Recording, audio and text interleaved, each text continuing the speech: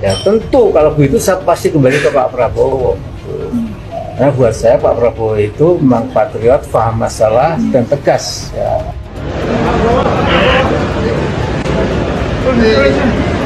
Terima kasih Roni. Sudah di depan ya Pak Jokowi. Selamat ya. Iya ya, terima kasih.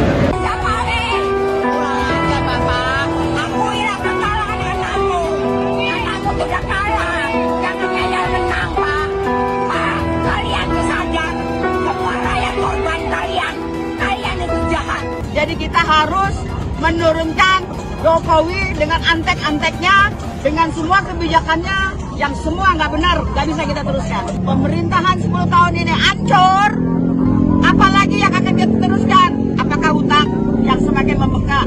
Apakah arus TKA yang semakin besar? Nggak mungkin. Jadi Jokowi nggak bisa seenaknya memakai uang negara, termasuk dia menggunakan BUMN, mengerahkan kementerian-kementerian. Aja gile, kita tidak rela.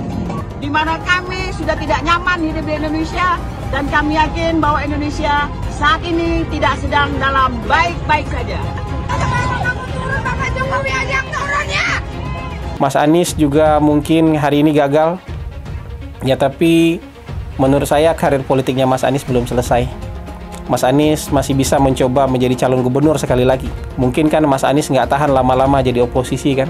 Mas Anies tidak cukup kuat untuk menjadi oposisi atau tidak cukup kuat lama-lama berada di luar pemerintahan.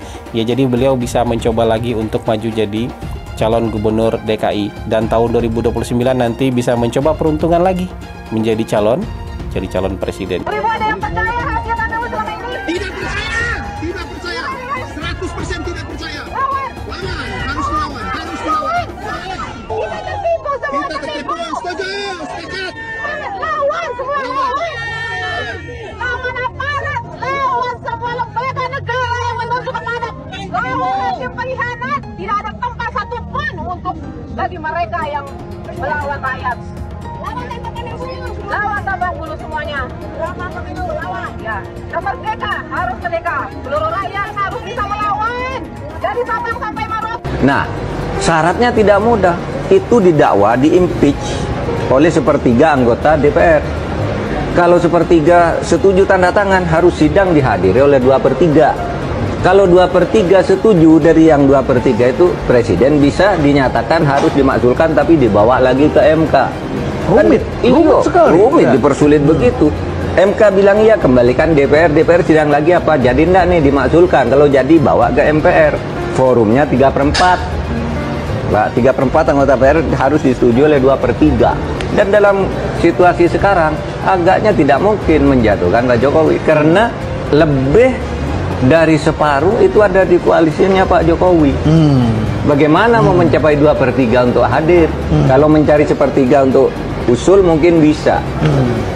Tapi kalau sudah 2/3 nih sudah di Pak Jokowi nggak akan masuk ke pleno. Kita nyata-nyata dicurangin ya, benar-benar udah, ya Allah nggak ada hayanya, nggak ada malunya sama sekali. Ya Allah, saya cuma nurut bagaimana. Ayo kita berjuang bersama. Apa selanjutnya yang kita harus lakukan? Ya lawan dong. Turun. Ya itu yang penting. Karena bukan apa-apa. Indonesia perubahan, kita harus berubah semua. Capek ya. Kita harus dipimpin oleh pimpinan yang betul-betul beriman, yang cerdas. Itu kan. Kita nggak lama lagi mungkin umur kita sampai. Tapi yang kita pikirkan regenerasi kita, anak cucu kita. Bagaimana dia harus mengalami seperti ini? Ya Allah ya Rahim, mama udah pada teriak. Katanya semua pada mahal.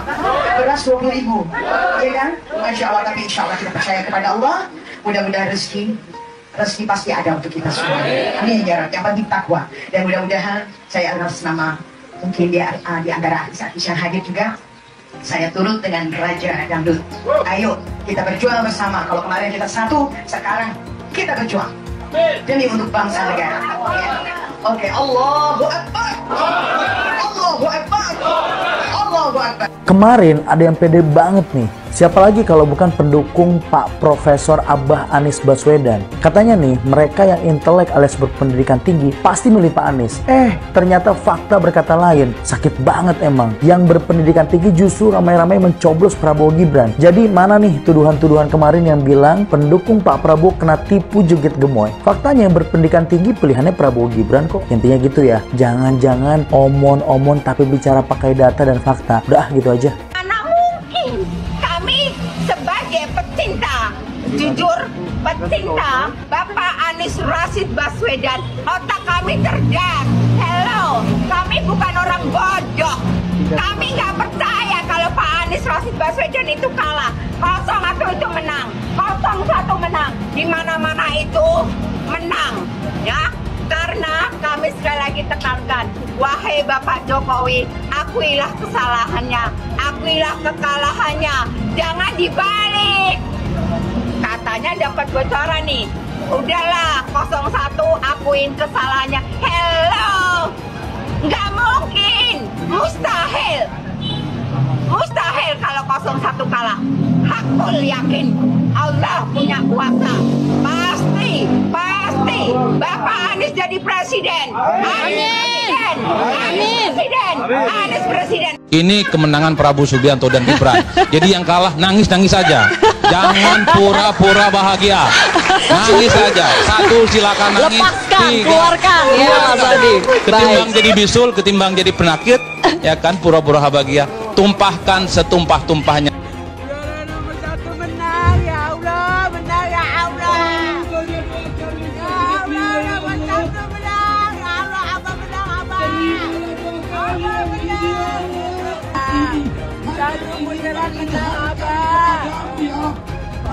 Abah menang, Abah menang.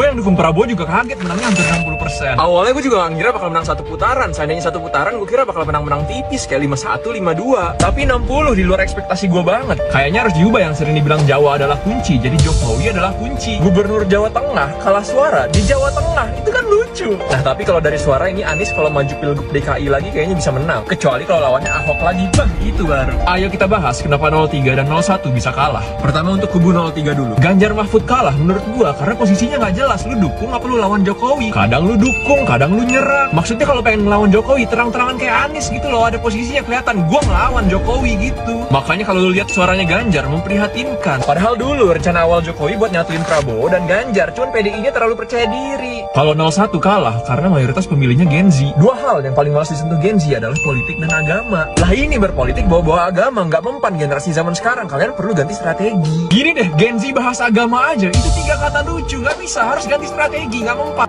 Mengenai kecurangan, caleg itu ada saksi di TPS, partai ada saksi di TPS, capres, cawapres, kandidat ada saksi di TPS ada Bawaslu, aparat juga ada di sana, terbuka untuk diambil gambarnya. Saya kira pengawasan yang berlapis-lapis seperti ini akan menghilangkan adanya kecurangan. Tapi kalau memang ada betul, ada mekanisme untuk ke Bawaslu, mekanisme nanti persidangan di MK sudah diatur semuanya. Jadi janganlah teriak-teriak curang. Ada bukti langsung bawa ke Bawaslu, ada bukti bawa ke MK. Tetapi apapun kita harus menunggu hasil resmi dari KPU. Jadi sabar. Tapi Pak di fakultas sudah berkomunikasi belum Pak dengan Ojo ke susu. Sudah bertemu belum Pak sama Mas Gibran? Selamat belum ke Pak Prabowo dan Mas Gibran? Udah, selamat. Telepon ya Pak? Kalau pertemuan apa yang telepon? Sudah ketemu Pak? Sudah bertemu Pak? Ketemu langsung. Karisma. Jokowi diserang begitu banyak, tapi dia menang karena apa? Jokowi itu punya harisma. Apa harisma? Yaitu prestasi masa lalu. Bukan hanya kritik-kritik. Itulah namanya harisma. Selama Anda hanya mengkritik karena pansos, Anda tidak akan punya harisma. Oke? Saya diberi nilai 11 dari 100. Itu nilai luar biasa. Pertama kali dalam hidup saya terima nilai itu.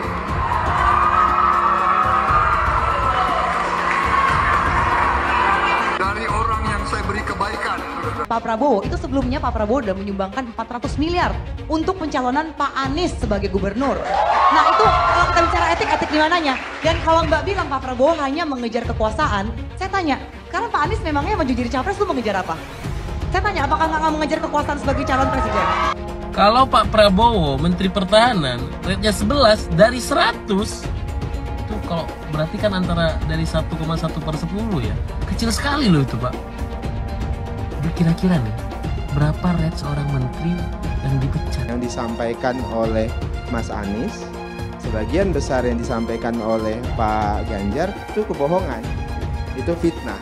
Saya lanjut ke Pak Anies dan ini paling banyak bohongnya, ya, paling banyak bohongnya. Ini bengis sekali nih pernyataan, bengis dan jahat. Hanya untuk tujuan menjatuhkan Pak Prabowo, kemudian menggunakan data palsu dan bohong. Dan publik itu sudah mendengarkan pernyataan bohong itu. Dan sebagian publik itu sudah mengkonsumsi pernyataan bohong itu. Dan itu berbahaya. Itu pernyataan bohong yang luar biasa.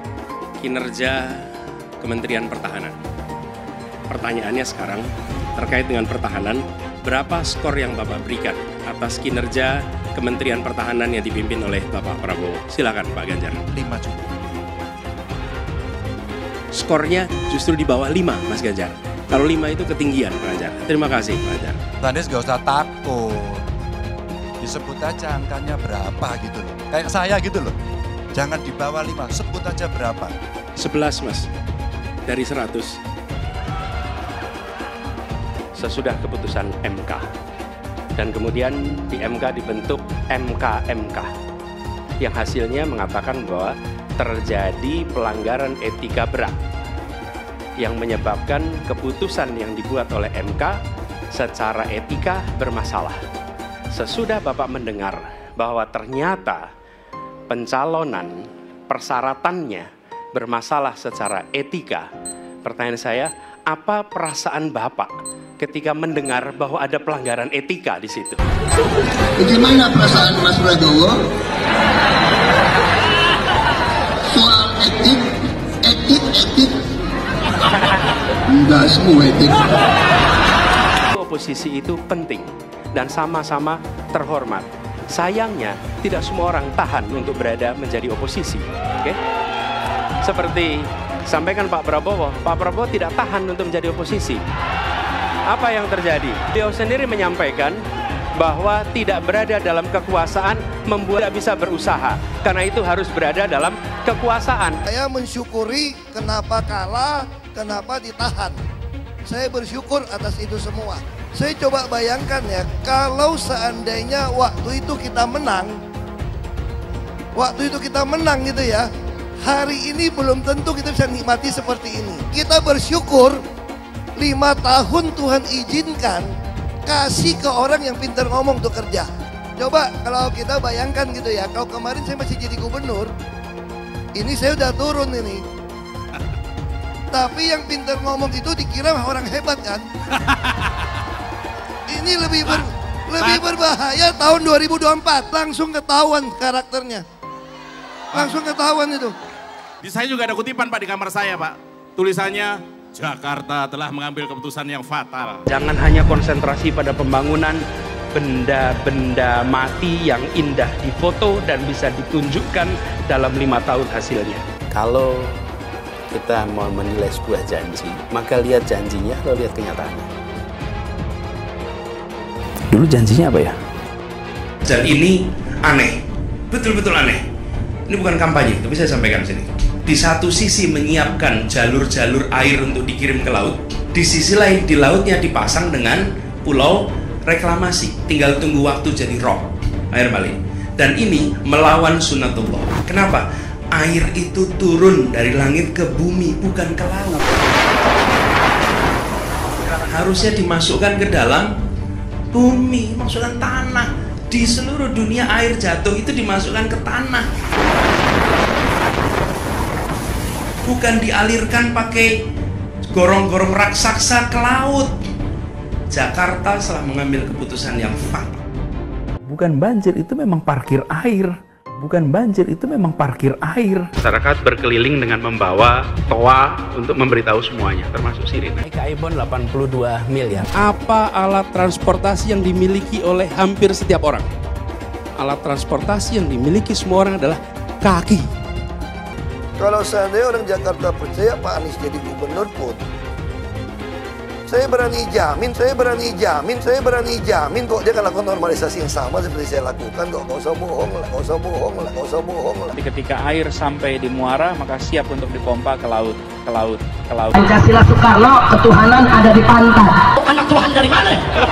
Kalau Yesus anak Tuhan, bidangnya siapa? Besok di seluruh wilayah Indonesia kami katakan damai. Iblis hanya menggoda orang yang beriman. Makanya jarang-jarang orang kafir kerasukan setan. Yang kerasukan setan itu orang baik-baik. Jarang, saya belum pernah nengok Cina kerasukan setan. Pernah tak Ahok itu kerasukan setan? Enggak, setannya juga. Karena sesama setan dilarang saling menggoda. Karena di salib itu ada jin kafir. Karena di salib itu ada jin kafir.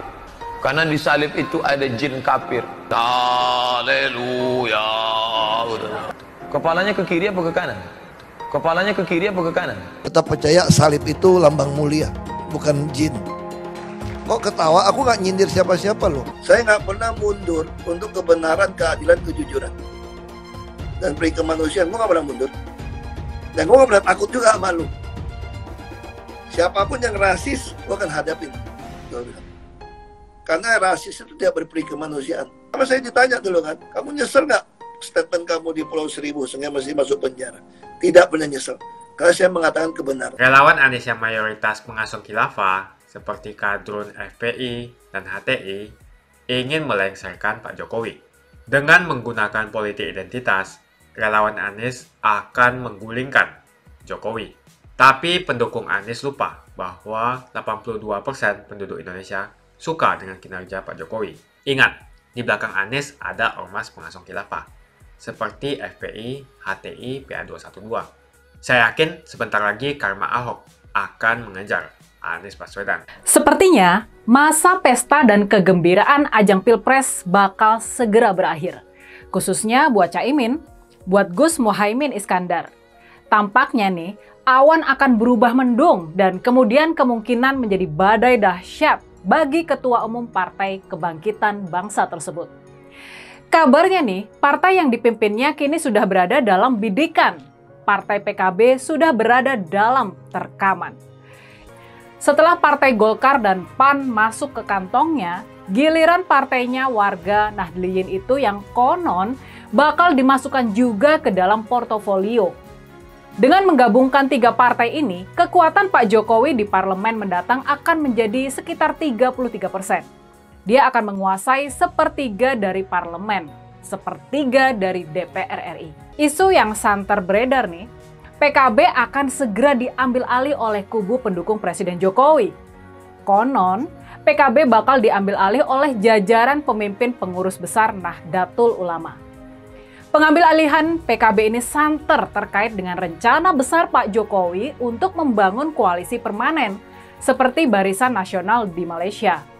Di sisi lain, Pak Jokowi ini juga sudah mengunci posisi Pak Prabowo dengan menempatkan anaknya, yakni Gibran, di kursi wakil presiden. Pak Prabowo dalam posisi terkunci. Kondisi sekarang ini jadi benar-benar rumit buat Pak Prabowo. Nah, buat mewujudkan kekuatan menguasai 1/3 dari parlemen itu, Pak Jokowi perlu segera mengakuisisi PKB melalui proksi-proksinya. Makanya proyek pengambil alihan PKB ini menjadi sangat krusial. PKB sendiri diprediksi bisa menyumbang hingga 11% suara di parlemen mendatang.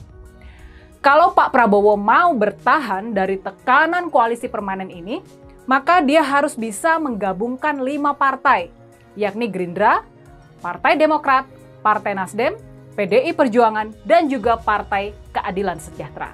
Semuanya harus menjadi satu kesatuan yang kuat. Sudah pasti ini sebuah tantangan yang nyaris mustahil bisa diwujudkan oleh Pak Prabowo dan Partai Gerindra. Dan kabarnya nih, ini kabar yang mulai santer terdengar ya, Caimin memang akan segera disingkirkan menggunakan kasus hukum yang selama ini menyanderanya di KPK. Bisa jadi loh ya. Caimin akan dijebloskan ke penjara untuk kasus hukum yang terjadi belasan tahun silam. Nah, gimana? Sadis kan? Sangat amat sadis kan cara main dan intrik politik di tingkat paling atas ini? Belum lama ini Caimin terlibat silang pendapat yang keras dengan saudaranya sendiri yakni Gus Ipul, Gus Saifullah Yusuf, Sekretaris Jenderal dari Pengurus Besar Nahdlatul Ulama alias Sekjen PBNU. Padahal Gus Muhaimin dan Gus Ipul ini sebetulnya masih saudara dekat. Gus Muhaimin dan Gus Ipul sama-sama cicit dari tokoh besar Nahdlatul Ulama. Ditengarai, melalui Gus Ipul inilah Pak Jokowi akan mengambil alih PKB. Dugaan ini dipicu oleh silang pendapat keras di antara Gus Ipul dan Caimin belum lama ini. Gus Ipul bilang kalau PKB harus kembali ke NU. Sedangkan Caimin menyindir Gus Ipul sebagai makelar. Awal mulanya pasca pencoblosan Pilpres 2024 lalu, Gus Ipul ini menyampaikan kalau PKB seharusnya kembali ke jalan yang benar. Jadi praktis Caimin dan Gus Ipul ini sebetulnya adalah sepupu dekat. Mereka ini sama-sama keponakan dari Gus Dur. Tapi sekarang, secara politik mereka ini berseberangan. Mereka kini ada dalam kontestasi memperebutkan PKB, Partai Kebangkitan Bangsa. Gus Ipul juga meminta elit PKB supaya meminta nasihat kepada Rais Am dan Ketua Umum PBNU mengenai langkah perpolitikan ke depannya. Menjawab pernyataan sepupunya ini, Caimin membalas. Caimin meminta para kader dan relawan paslon 01 buat mengabaikan pernyataan Gus Ipul. Menurutnya, PKB seharusnya bersama PBNU menyejukkan suasana. Gus Ipul bilang seperti ini, kembalilah ke jalan yang benar, yakni jalan yang sesuai dengan Nahdlatul Ulama. PBNU sudah menerima dan marilah kita sama-sama menghormati hasil pemilu. Kalau PKB mengaku partainya NU, ya mari bersama PBNU menyejukkan suasana. Bisa jadi adu pernyataan di antara dua sepupu ini, di antara Caimin dan Gus Ipul ini adalah babak awal dari perebutan PKB ke depan. Upaya Gus Ipul dengan dukungan Pak Jokowi tentunya, buat merebut PKB adalah langkah penting dalam mewujudkan impian Pak Jokowi membangun koalisi permanen yang kuat, yang menyatukan Golkar, PKB, dan juga Partai Amanat Nasional. Kata-kata Caimin ini mungkin memang bukan tanpa dasar. Sudah jadi rahasia umum kalau Gus Ipul ini sebagai Sekjen PBNU tidak bersikap netral di Pilpres kemarin dan sering mempromosikan pasangan Prabowo Gibran. Padahal sudah menjadi komitmen PBNU untuk bersikap netral di Pilpres kemarin. Di akun Twitternya, Caimin berkicau begini, "Selamat pagi para pejuang perubahan. Teruslah bekerja menjaga suara rakyat." Dia kemudian menyebut Gus Ipul sebagai makelar. Jangan hiraukan makelar yang namanya Saipul, mengatasnamakan NU, padahal cuma makelar. Begitulah kata-kata Caimin dengan keras. Jadi gimana nasib PKB ke depan? Apakah Pak Jokowi bakalan sukses mengakuisisi partainya kaum Nahdliyin tersebut? Atau apakah upaya Caimin merapat ke Gerindra, partainya Pak Prabowo, bakal sukses mempertahankan posisinya? Ini menarik. Ini sangat-sangat menarik buat kita amati kelanjutan ceritanya dan juga kelanjutan perseteruannya. Tapi sudah pasti, dengan kelihayannya berliuk-liuk di antara celah-celah politik di tanah air, Caimin gak akan mudah untuk ditaklukkan. Apalagi di pemilu 2024 ini, Caimin sukses mengangkat suara PKB dan menjadikannya partai 4 besar di parlemen. Cuma kalah dari partai-partai besar seperti PDI Perjuangan, Golkar, dan Gerindra. Relawan Anies semakin beringas dan Anies semakin galau. Dengan menggunakan politik identitas, relawan Anies akan menggulingkan Jokowi. Relawan Anies yang mayoritas pengasuh khilafah seperti kadrun FPI dan HTI ingin melengsarkan Pak Jokowi. Tapi pendukung Anies lupa bahwa 82% penduduk Indonesia suka dengan kinerja Pak Jokowi. Saya pikir kalau terjadi baku hantam, maka ada 82% yang akan menghajar kadrun pengasong khilafah itu. Nasdem pun semakin pusing melihat Anies, karena elektabilitas Anies semakin jatuh.